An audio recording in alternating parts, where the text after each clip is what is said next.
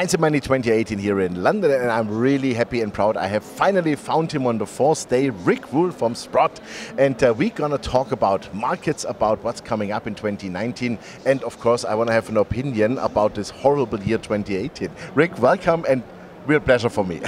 My pleasure. Thank you for having me on. Yeah, let's dive directly into it. 2018 was really not an easy market, I would say, especially for exploration companies and some other juniors. What's your take on 2018? Well, of course, as a check writer, 2018 was a fairly good year for me. Years when capital is scarce means that the cost of capital is high, and as a check writer, you like the cost of capital to be high.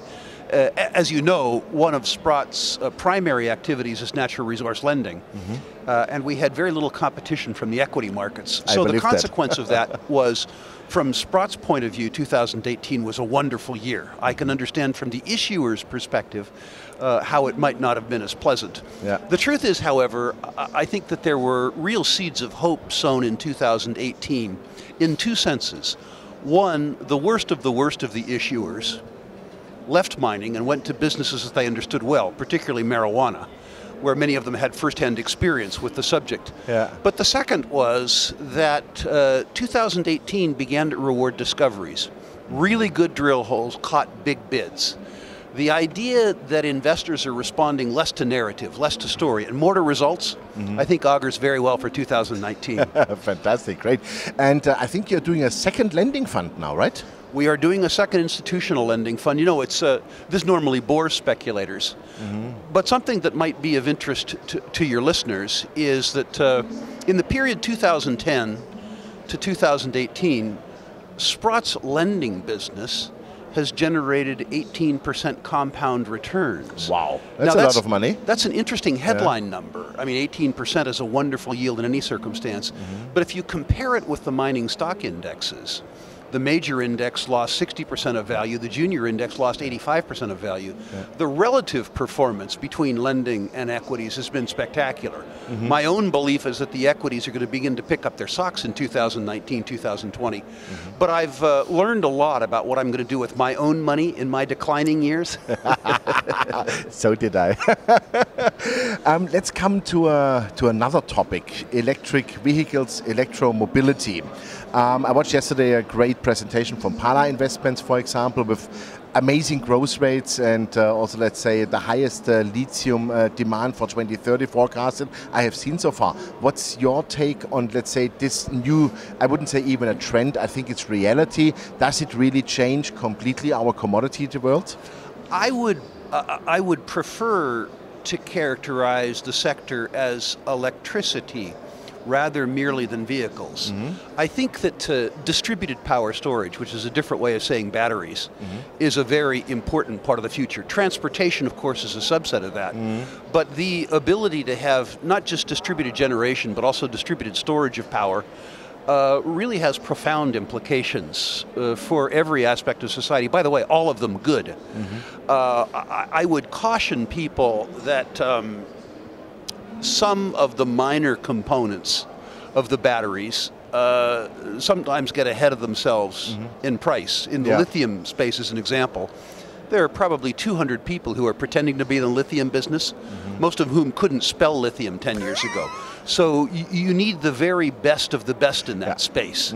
We don't have a shortage of lithium, in fact. We have a shortage of lithium processing capability. That being said, a good lithium project is earning 50% margins these days, which is extraordinarily attractive. What we see in the battery space that really attracts us is, first of all, copper. Totally with you. Nickel, and cobalt. The challenge with cobalt, of course, is that to participate, you have to be willing to go to either Congo or Russia. I'm willing to go to both of those places. Most speculators want politically secure cobalt, or politically correct cobalt, pardon me, and that doesn't seem to exist. Yeah, no, that's really tough to get there, especially from the DRC. That's right. We have done, I think, an interview that's approximately 1.5 years ago, and we both were super positive on uranium. I think we were right so far. What's your take on uranium now? You know, the thesis that we talked about, I remember that interview very well because it was so much fun to do. Yeah. You and I seem to be the only ones in the world who cared about uranium. Yeah. And mercifully, being lonely, we were right. The thesis, at least my part of that thesis, was that although many parts of the world, including Germany and the United States, believe that they're too rich to need uranium, they still need it. Oh yeah. Baseload demand in the United States is still 15% nuclear generated. Now, if you have a commodity like uranium that the International Energy Agency says worldwide costs $60 a pound to produce, including cost of capital, and it sells for $30, it means that the industry is losing $30 a pound 70 million times a year. Makes no sense. Very boring circumstance. Yeah. Now, from an investor's point of view, there's only one of two possible outcomes. Either the price goes up or the lights go out. Yeah, exactly. Those are the only two choices. Yeah. As I age, I prefer questions where you know that the answer begins with when. Yeah. And with uranium, it's a when question, not an if question. The price has to go up.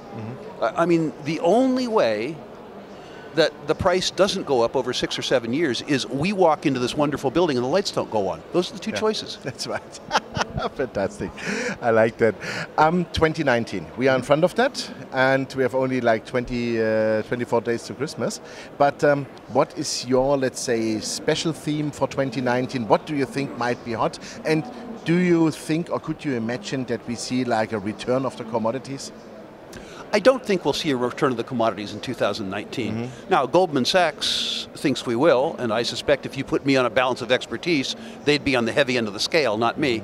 But I'm cautious in terms of my commodity outlook for 2019.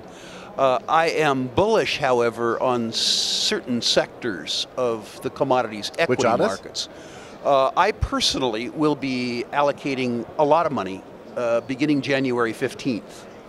And I'll be allocating it in 3 separate buckets. The first bucket is that Sprott has now collected a list of 40 companies that we think are takeover targets. I think that mergers and acquisitions in the mining business is a huge theme for the next 18 months. We'd like to distill that list from 40 down to 5 to 7, and I'll be buying substantial amounts of those companies.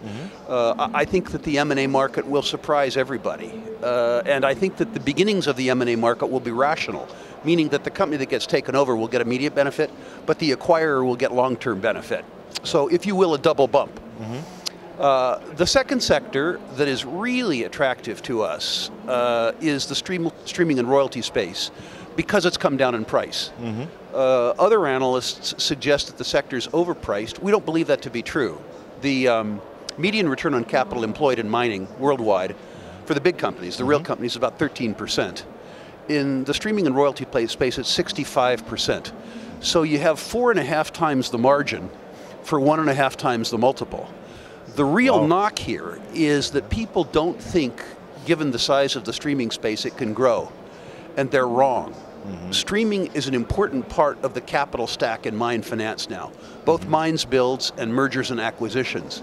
And my belief is that there are at least $15 billion worth of transactions that the streaming business will be able to do in the next 3 years, which suggests that they'll be able to grow for at least 3 years at the rate they've grown in the past, at margins that are 4 or 5 times the average industry margins.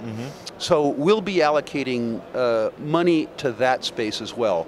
The third space, which is probably of more interest to your listeners, is we believe that we're going to return to the type of exploration market that we saw in the early 90s.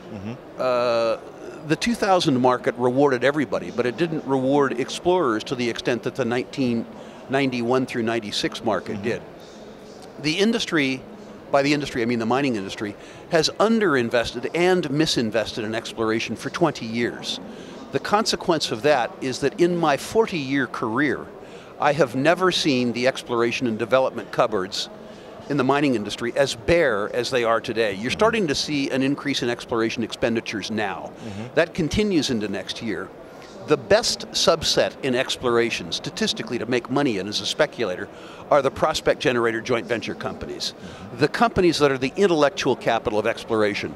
There are 23 of them worldwide, and I'd like to be the largest owner of every single one of them. I have enjoyed, in 40 years of mineral exploration speculation, 3 standard deviations better investment performance in prospect generators than has been the experience of the market at large. So I'll be aggressively deploying among the small prospect generators in the first quarter of next year. Fantastic. Wow, really interesting. Thank you very much for the outlook and what you're going to go to do, because I think that's really different from what I heard so far this year. And as you are always working also a little bit like a contrarian or as a first mover, very interesting. Thank you very much for that. I look forward to you and I having a discussion a year and a half from now where we get to point out that we were right again. Absolutely. Great, Rick. Thank you very much. Enjoyed it. Great. Yeah, ladies and gentlemen, that was Rick Rule from Sprott, and you heard it. Some real takes here for 2019. Streaming and royalty, M&A and exploration are his big topics, and they're going to deploy a lot of money into that. So probably it's a good idea to watch carefully what he is doing, because we all will make a lot of money with that. So thanks for watching us. Bye-bye from London.